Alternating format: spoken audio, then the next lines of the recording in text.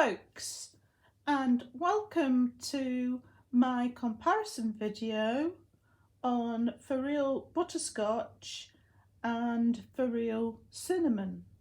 But before I start this comparison video, just want to say folks that YouTube disabled the comments on my most recent video on Cinnamon. I think the AI bots just see a picture of something that is like a child's toy and think, all right, we've got to disable the comments because we might decide that this is for children, this video, even when the audio clearly shows that it's not aimed at kids at all. But anyway, seeing as they disabled the comments on that video, there's a chance they might disable the comments on this video.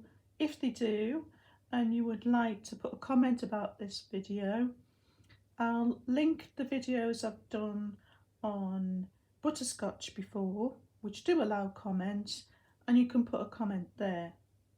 So first of all, I'm going to talk about the physical appearance of the two ponies and the sensors that they have and the batteries they take.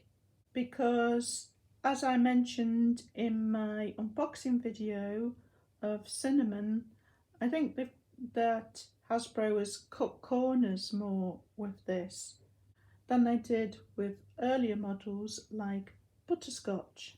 I know there are collectors out there who have been looking forward to Cinnamon coming out and like the looks of Cinnamon, but personally, I'm not going to keep this pony in my collection, whereas I am most definitely keeping Butterscotch, and in this video I'll explain why. So first of all, as I said, we'll look at the physical appearance of both ponies. So do you want to lift the two ponies, Paul, and tell me what you think?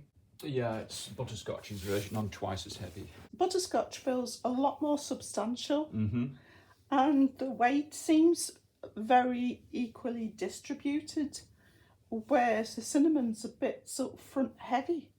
It's the head's bigger in proportion to the body, isn't it?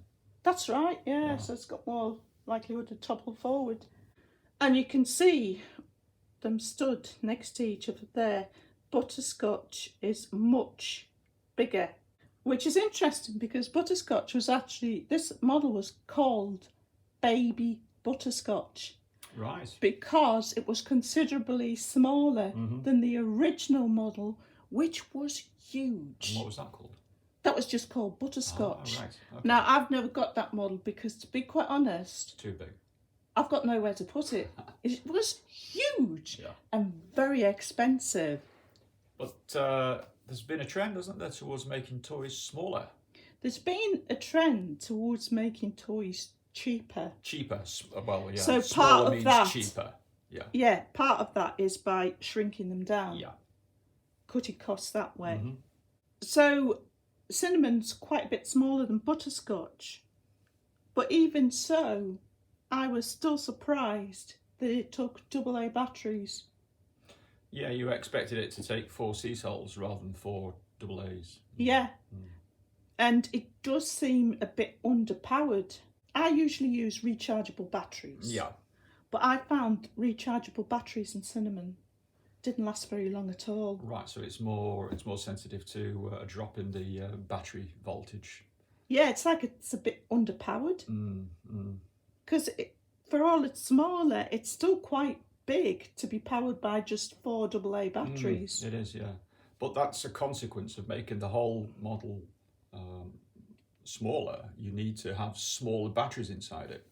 That's right. I mean, because they shrunk it down so much, there's not room to put larger batteries. Yeah.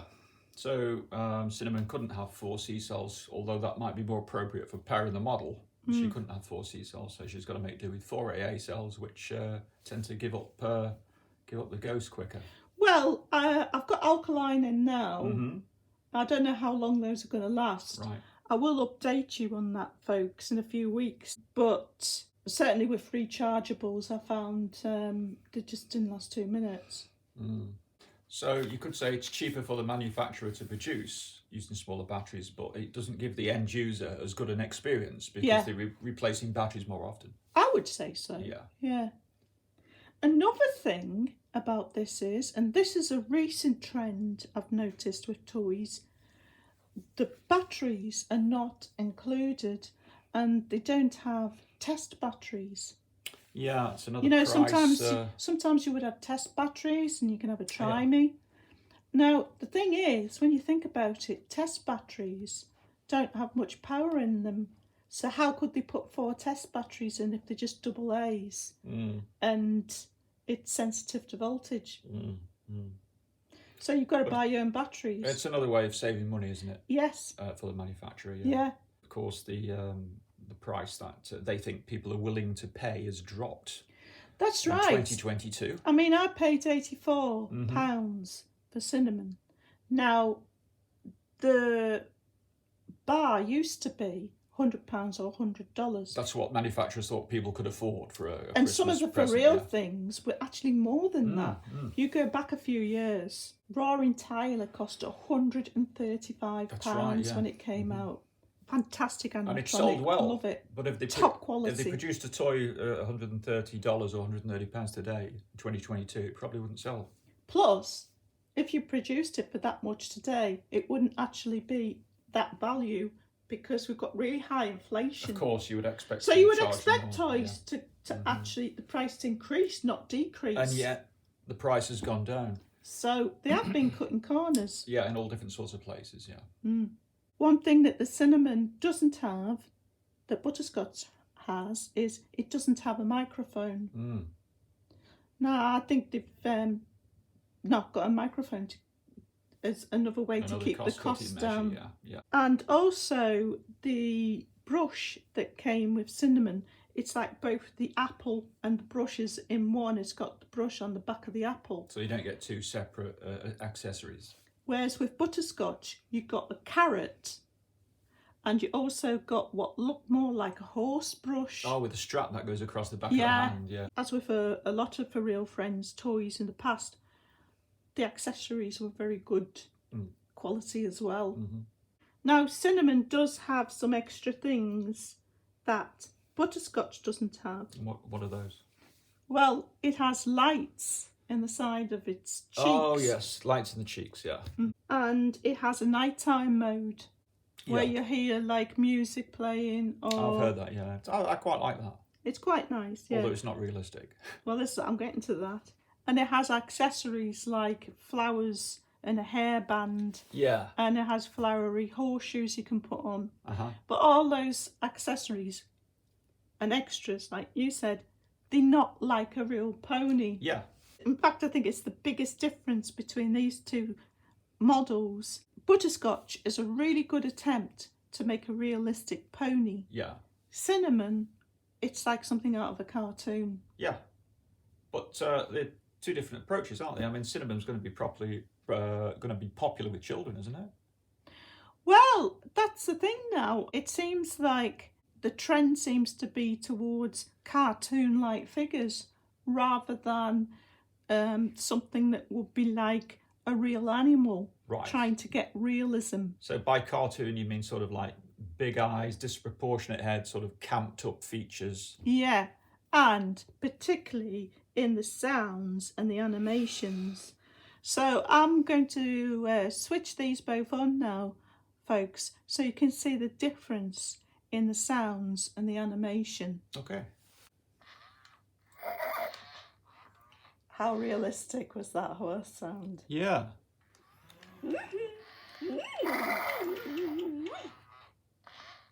So, they cinnamon sound like more like somebody messing about. Yeah. It I think you said it sounds like a woman's voice. That just sounds like a horse. That sounds like a real horse with Butterscotch, yeah. Another thing as well, let's just talk about the movement. Now, with both ponies, the ears move.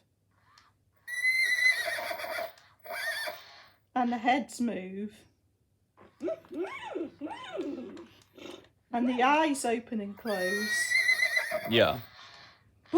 But a big difference is Cinnamon doesn't open its mouth. Oh yeah, that's right. Yeah, the animation sequences of Butterscotch combined with the sounds, they're much more realistic as well, and quite complex, I think. More complex than Cinnamon. It's so subtle, isn't it? The movements with Butterscotch. And it's wonderful. The choreography, Yeah, the of everything sound, together, yeah. and the mouth opening and closing is wonderful. Yeah. If you don't interact with Butterscotch, after so long, Butterscotch will go to sleep. Yeah. But it's quite a while. Cinnamon, as you see, has gone to sleep already. That is interesting. Why do you think that is? I think it's because they know it's underpowered. Right. And they know that if a kid wanders off, they need to shut it down straight away or the batteries won't last. Mum and Dad will be replacing the batteries more than they would like to, Yeah. So in terms of sensors, they've both got sensors on the cheeks. So Butterscotch turns her head towards the side that you're petting. And Cinnamon also turns towards the side that you're petting, but it's not as obvious. No, it's not as obvious, no. Scotch also has a touch sensor on the brow here. Is that making her open her mouth? Yeah, it does. Cinnamon has a touch sensor on the muzzle, which makes her give kisses.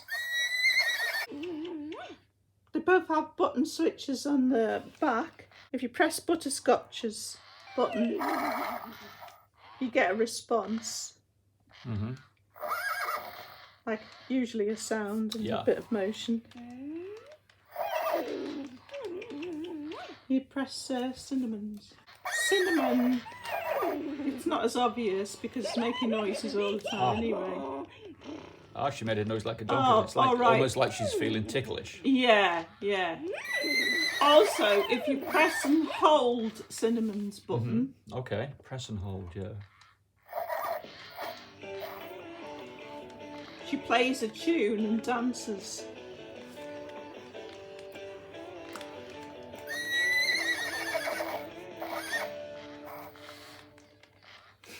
And of course she's got that nighttime mode. So Cinnamon has got more reactions. Yeah. But none of them sound like a real pony. No. So yeah, the sounds aren't like a real pony and the looks aren't like a real pony. They give her a pink mane instead of a normal coloured mane. So camped up colour scheme. And they give her these like really exaggerated false eyelashes. And as you said earlier, huge eyes. They're more facing towards the front as well rather than the side, aren't they? Yeah, so more unrealistic. And Cinnamon also winks, which is not something you expect a pony to do. So that's about it, folks. As a collector, I much prefer Butterscotch because Butterscotch seems like better quality, seems like it's more realistic in its looks and its sounds. But Cinnamon, with its more camped up looks and sound, probably appeals more to a child, you think?